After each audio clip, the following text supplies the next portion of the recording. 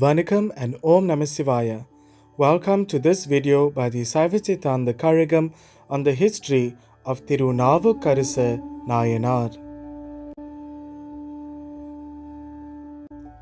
Early life and family. Thirunaavukkarasar was born in the Kurukkayar clan. He hailed from the village of Thiruamur, which is in the Thirumunnaipadi country in Tamil Nadu. His father's name was Pugaranar and his mother's name was Madiniyar.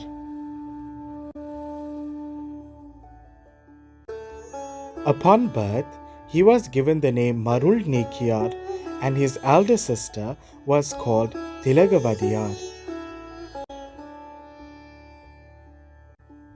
As time progressed, he became a great scholar and excelled in education and moral aspects. As a result of his great learning, Marul Nikiyar realized the transitory nature of life and became a renunciate. He began to study and research many religions and then went to Padalipuram to study Jainism, which was prevalent at that time. He learnt under the Jain monks and became a Jain. As he excelled in their scriptures and teachings, they gave him the prestigious title Dharumasenar. Dharumasenar suffered from a colic pain. The Jains exhausted every means in trying to rid him of this pain, but to no avail. He then sent the cook to tell his sister about the state he was in and bring her to him. However, Tilagavadiyar refused to go to the Jain monastery. He then sought the help of the cook and came to Thiruadigai Veerattanam. He prostrated at the holy feet of his sister and asked her to help him. Tilagavadiyar thought of the Lord's infinite mercy, chanted the 5 holy letters and gave him holy ash. Marul Nikiyar received that and adorned it with great faith. 2 of them then went to the temple and worshipped Lord Veerattaneshwarar. By the grace of the Lord, he began singing the holy Padigam Hootrayinavara. He then was rid of his colic pain and disease. The Lord there spoke and said, "As you have sung beautifully in flawless Tamil, I am giving you the holy name Thirunaavukkarasar." Thirunaavukkarasar adorned holy ash and Akumani with his Rudraksham beads, held the holy shovel in his hand to clean the temple of the Lord, and remembered the holy feet of Siva always. The Jains at Padalipuram, who heard of this, went to the Pallava king Mahendiran and said, Dharumasenar wanted to re-embrace his sister's religion. He therefore spoke a lie that he was suffering from a colic pain, embraced Saivism and abandoned our Jainism. Therefore, he must be punished. The unjust king sent his ministers to call Thirunaavukkarasar. The Jains went with an army to Thiruadigai, met Thirunaavukkarasar and said to him, "You have to come to Padalipuram at once. This is the command of the king." Without fearing even a little, the saint sang the holy Padigam Namarkum Kudiyallom, "I am not a slave to anyone else but Sivan," as a reply. Thereafter, the ministers prostrated before him and begged him to come. Trusting in the divine grace of the Lord, he went to the king's royal assembly. Fearing that Jainism would be ruined if Thirunaavukkarasa was alive, the king commanded that the saint be put into a lime kiln and killed. The lime kiln was opened after 7 days. The saint sang the holy Padigam Masil Vinayum, describing the bliss he experienced from the Lord's holy feet, whilst he was meditating upon his feet for 7 days. In spite of seeing this, they mixed poison with the milk and rice and made him eat that. He ate that patiently. Seeing that even poison did not kill him, and unable to bear that, the Jains instructed the king to have him trampled by the royal elephant. The unjust king did just that. The saint thought of the Lord's holy feet and sang the holy padigam Sunnaven Sandana Chandum. The elephant circumambulated him, prostrated before him, and began to kill the others. The Jains feared that their religion would perish if Thirunaavukkarasa was alive, and requested the king to tie him onto a boulder and throw him into the sea. The king did as he was requested to do so.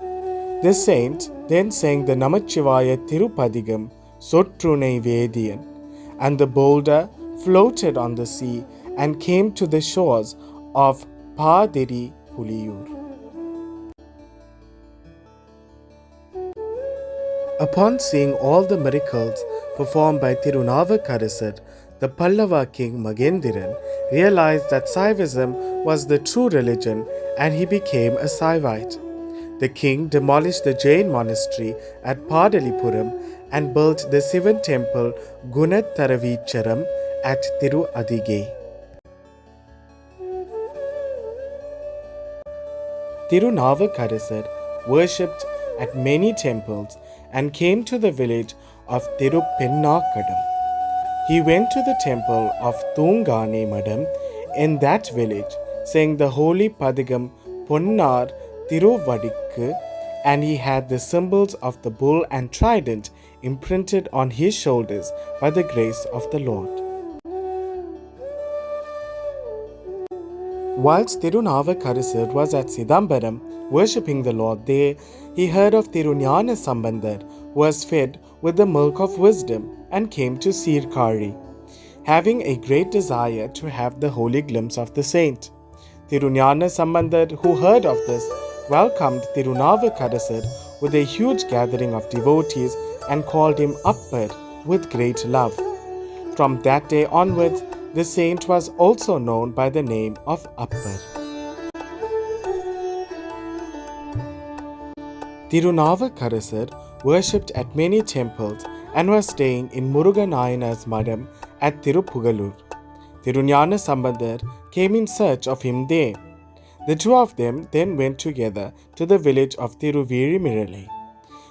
The Lord gave both Thirunaavukkarasar and Thiruñana Sambandar a gold coin to feed the devotees while they lived at Thiruvirimirazhai due to the famine. Thirunaavukkarasar worshipped at many other temples and came to the village of Thirupariyare Vadadalli. The Jains covered and hid the temple in that village. Appar fasted without eating food and drinking water in order to have the divine glimpse of the Lord at this temple. The Lord appeared in the Sora king's dream and revealed the whereabouts of the temple. The king revealed the hidden temple. Appar had the divine glimpse of the Lord there, saying the holy Padigam Thalayellam Parikkum Saman, and rejoice. Appar was very hungry whilst he was going to the temple of Tiruppayinyili. The Lord came in the form of an Andanar and gave Appar rice to eat and water to drink, made him rest, and then disappeared. Appar worshipped at many temples and arrived at Tirukkalatti. He had a burning desire to have a holy glimpse of the Lord at northern Kaile. He crossed forests and mountains alone. He crossed the river Genge and worshipped at Kasi.